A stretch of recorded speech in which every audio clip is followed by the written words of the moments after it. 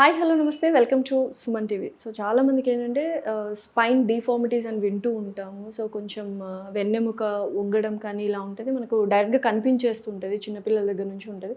అసలు ఏంటి, అది ఎలా ఉంటుంది, ఎందుకు వస్తుంది అండ్ దాని ట్రీట్మెంట్ ఆప్షన్స్ ఏంటి అని క్లియర్గా ఎక్స్ప్లెయిన్ చేయడానికి మనతో పాటు ఉన్నారు డాక్టర్ వెంకట రామకృష్ణ గారు, HOD in spine surgery in ఎరేట్ హాస్పిటల్స్. హలో అండి, నమస్తే. నమస్తే. సో చాలామందికి అంటే చూడగానే మనకు తెలిసిపోతుంది సంథింగ్ ప్రాబ్లమ్, ఏదో డిఫార్మిటీ ఉంది and aesthetically also it's not good, functionality wise కూడా గుడ్ ఉండదు. సో ఏంటి ఆ ప్రాబ్లం, ఏంటి ఆ స్పైన్ ఎందుకు అలా డిఫరెంట్గా వంకరగా ఉంది అంటూ ఉంటారు ఇన్ లేమ్యాన్ లాంగ్వేజ్. సో ఏంటి అది? సో యూజువలీ స్పైన్ వంకర పోవడం అనే దాన్ని స్కోలియోసిస్ అంటాం. స్కోలియోసిస్ అంటే it's a Greek word. Scoliosis means crooked spine, అంటే it's not in a normal shape. So normal spine తీసుకున్నట్టయితే మనకి నెక్ దగ్గర 20 to 40 degrees యాంగులేషన్ ఉంటుంది, ఫ్రంట్ టు బ్యాక్ చూసినట్టు. అండ్ వీపు దగ్గర 20 to 40 degrees యాంగులేషన్, నడుము దగ్గర 30 to 50 degrees normal curvature.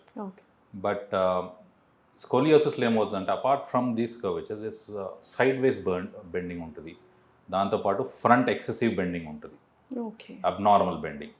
So this is a 2-dimensional. Apart from this 2-dimensional this a rotational component also. Each vertebrae అనేది ఇప్పుడు మీరు ఇలా చూసినట్టయితే this is a straight spine and in స్కోలియోసిస్లో ఏమవుతుందంటే ఒక సైడ్ ఇలా బెండ్ అయిపోతుంది. సో ఈ ఒక సింగిల్ కర్వ్ అన్న కావచ్చు, డ్యూయల్ కర్వ్ అన్న కావచ్చు, 3 curves అన్న కావచ్చు. So structural and compensatory curves ఉంటాయి. స్ట్రక్చరల్ అంటే ఇట్స్ ఫిక్స్డ్ కర్వ్. కాంపెన్సేషన్, దీన్ని కాంపెన్సేట్ చేయడానికి ఇంకో కర్వ్ ఉంటుంది for the patient to make the patient stand. So we need to see if it is a structure or compensatory curve. So ఈ డైమెన్షన్తో పాటు కైఫోటిక్ dimension ఇది ఉంటుంది, దాంతోపాటు ఈ బాడీ అనేది రొటేషన్ అవుతుంది అనమాట. So it is called as a 3-dimensional deformity. So spine అనేది వెరీ ఇంపార్టెంట్, మనకు చాలా కేర్ఫుల్గా మనం we have to take care of it. So అది అసలు రీజన్స్ ఏంటి, ఎందుకు అలా డిఫార్మిటీస్గా వస్తాయి? సో ఈ డిఫార్మిటీ అనేది when these 3 deformities are together, kid growth అనేది కూడా సైడ్ వేస్ గ్రో అవుతుంది అండ్ హైట్ కూడా డెఫిసిట్ ఉంటుంది. So not only this 3-dimensional, vertical కూడా హైట్ అనేది తగ్గిపోతుంది అనమాట, because it's abnormal curve. So the reasons most common idiopathic అంటాం. Idiopathic we don't know the reason exactly why it has happen. Usually అడోలసెంట్లో వస్తుంది. So దాన్ని adolescent idiopathic scoliosis అంటాం. ఇంకా 2 ఏంటంటే, ఒకటేమో న్యూరోమస్కులర్, న్యూరల్ కండిషన్స్లో సెరిబ్రల్ పాలసీ కానీ, స్పైనల్ కార్డ్ ప్రాబ్లమ్స్లో కానీ, మస్కులర్ డిస్ట్రోఫిస్లో కానీ అలా వచ్చేస్తుంటాం బికాస్ ఆఫ్ ది ఇంబ్యాలెన్స్. ఇంకొకటి ఏంటంటే కంజెంటల్, పుట్టుకతోటే defect in the development or defect in the fusion వల్ల ఇది వచ్చే ప్రాబ్లమ్స్ అనమాట. సో ఒక సైడే గ్రో అవుతుంది, ఆ గ్రోత్ పొటెన్షియల్ ఒకే సైడ్ ఉండి అబ్నార్మల్ ఒక సైడ్ బెండ్ అవుతూనే ఉంటుంది. సో ఇదైతే 2 sides ఉండకుండా ఒకే సైడ్ వర్టిబ్రా ఉండి గ్రో అవుతుంటే obviously the bend will be on the other side. So we need to see exactly what type of scoliosis it is. So ఎటువంటి functionality disturbances ఉంటాయి ఇటువంటి patients కి? సో ఇనిషియల్ స్టేజెస్ లో cosmetic defect తెలుస్తుంది అన్నమాట. Usually congenital ఒక్కొక్కసారి tough hairs ఉంటాయి, that indicates ఒక స్పైనల్ కార్డ్ లోపల ఉన్నది అక్కడే అతుక్కుపోయి ఉంటుంది. గ్రోత్ అయిన కొద్దీ usually that will go up. అలా ఉండకుండా అక్కడే ఉండడం వల్ల spine will go to one side. So అటువంటి దాంట్లో మనం డీటెథరింగ్ చేస్తే సరిపోతుంది, curve will get corrected automatically. But in idiopathic scoliosis, if it is the curve is around below 20 degrees ఉందనుకోండి, so we suggest some exercises. And ఎక్సర్సైజెస్తో పాటు రెగ్యులర్గా nourishment, vitamin D levels అవన్నీ చెక్ చేసుకొని ఇవ్వాల్సి వస్తుంది. సో అది సరిపోతుంది. If the curve is beyond 20 to 40 ఉంటే మనం బ్రేసెస్ అని ఇస్తాం. So it's like a shield, దాన్ని it will support the spine. So growth అప్పుడు it will aid in proper growth. So వాళ్ళు కూడా రెగ్యులర్గా 6 months కానీ 1 year కానీ ఒకసారి ఎక్స్ట్రా తీసుకొని కంపేర్ చేసుకొని చూస్తుంటాం if it is not worsening or not worsening అన్నట్టు. This is in idiopathic which I'm talking about. So if it is beyond 40 it tends to worsen. So దాంట్లో what we do is we correct the curve. So screws AC, rods AC, we tend to correct the rotational deformity, strain, kyphotic and scoliotic difference correct చేసి straight చేస్తాం. But the other 2 conditions లో invariably if we think that the curve will progress, we don't think about the curvatures. If the growth potential is on one side, hemivertebra ఉందనుకోండి, we take off the hemivertebra and fix it with a small segment. And if it is because of the tethering కింద spinal cord ఉంటే డీటెథరింగ్ చేస్తే ఆటోమేటిక్గా curve అనేది correct అయిపోతుంది అనమాట. So న్యూరోమస్కులర్లో ఒక్కొక్కసారి even the curve if 20 to 40 degrees invariably it will worsen. So అటువంటి కేసులో we don't wait for it to worsen to the greater extent. Okay. So చాలామంది నెగ్లెక్ట్ చేసుకొని చాలా వర్సన్ అయిన స్టేజ్లో వస్తారు. It will be very difficult to correct that kind of curves. So ఈవెన్చువల్‌గా ఇది వర్సన్ అవుతూనే ఉంటదా మరి? అవునండి. ఓకే. సో ఇనిషియల్ న్యూరోమస్కులర్‌లో stages greater potential of worsening. So gradings ఉంటాయి కాబట్టి Yeah, ఇనిషియల్ so స్టేజెస్‌లోనే అప్రోచ్ అవునండి. అవ్వాలి. So we need to know what type of scoliosis it is and how many curves it has, if it is idiopathic, and the degree of curve in idiopathic. So వేరే దాంట్లో the reason కనుక్కోవాలి దేని వల్ల వస్తుందని.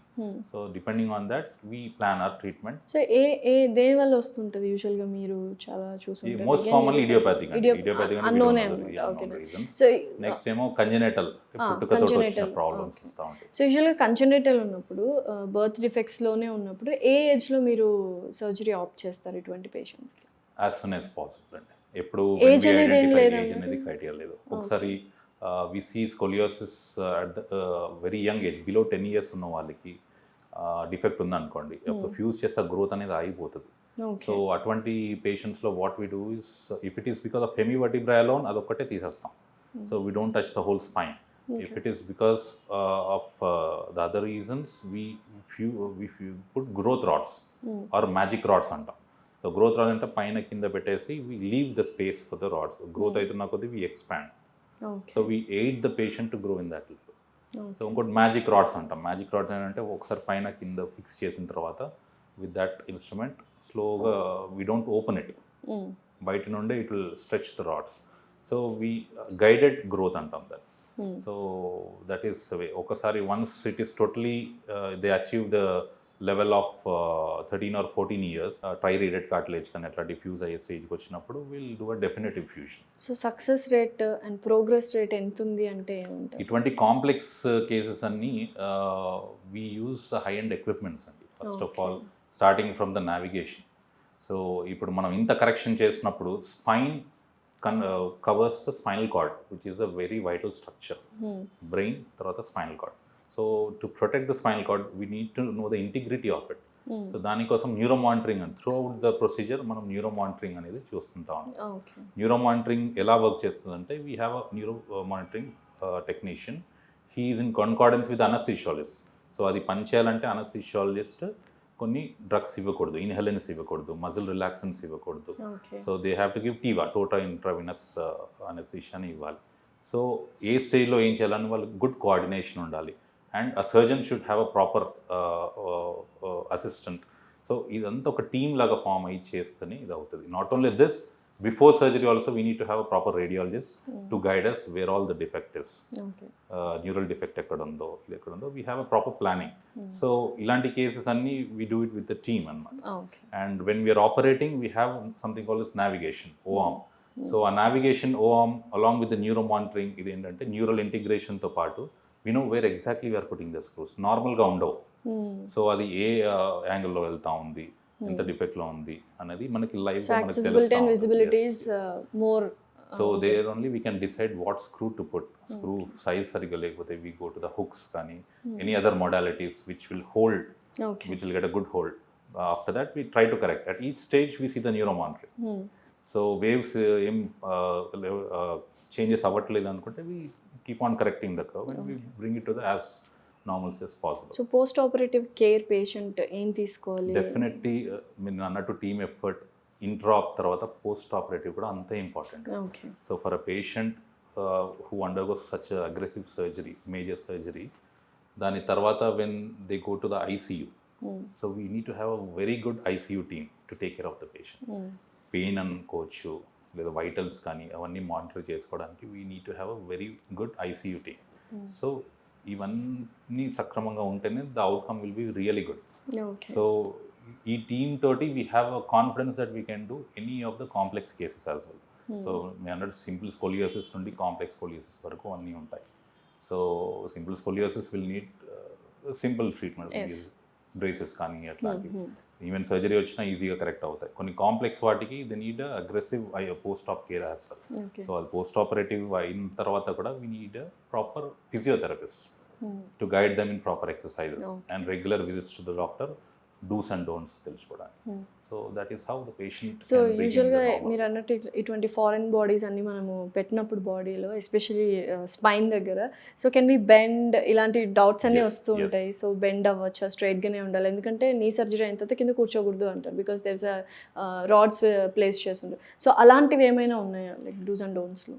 కొంత restriction ఉంటుంది, but ఏవైతే మనం we'll restrict the mobility mobile segments, అంటే మొబైల్ సెగ్మెంట్స్ ఎక్కువ ఫ్యూజ్ చేయకుండా ఉంచుతాం. At the same time we need a proper correction also. So దానికి వీ హ్యావ్ సమ్ మెజర్మెంట్స్ ఎక్కడ నుండి ఎక్కడ దాకా వేయాలన్నట్టు. సో ఎంతవరకు వీలైతే అంతవరకు mobile segments we try to leave it. So mobility అనేది కొంచెం ఉంటుంది. Okay, thank you so much అండి. సో చూసారు కదండి, సో సింపుల్ కేసెస్ నుంచి కాంప్లెక్స్ కేసెస్ వరకు గ్రూప్ ఆఫ్ టీమ్ ఉంటారు. అండ్ హాస్పిటాలిటీ కూడా చాలా బాగుంటుంది. న్యూయర్ టెక్నిక్స్ ఉన్నాయి, అడ్వాన్స్డ్ ట్రీట్మెంట్స్ ఉన్నాయి, అన్నిటికంటే మించి professional doctors and experienced doctors ఉన్నారు ఎరైట్ హాస్పిటల్లో. సో మీకు ఎటువంటి ప్రాబ్లమ్స్ ఉన్నా please do visit alright hospitals. Thank you so much.